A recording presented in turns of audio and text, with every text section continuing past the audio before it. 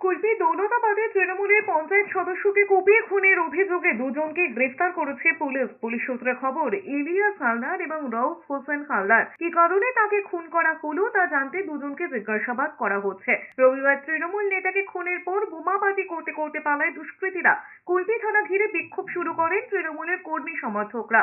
দক্ষিণ চব্বিশ পরগনার কুলপির দৌলতাবাদ গ্রামের পঞ্চায়েত সদস্য নুরুদ্দিন হালদার নামে ওই তৃণমূল নেতাকে বাড়ির কাছে রাস্তায় ঘিরে ধরে হামলা চালায় দুষ্কৃতীরা।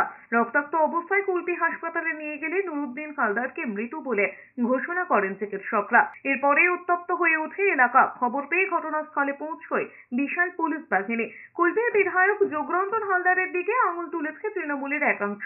যদিও কুলপির বিধায়ক যোগরঞ্জন হালদার জানিয়েছেন, গ্রাম্য বিবাদের জেরে খুন হতে পারে নুরুদ্দিন। তদন্ত করে দেখছে পুলিশ।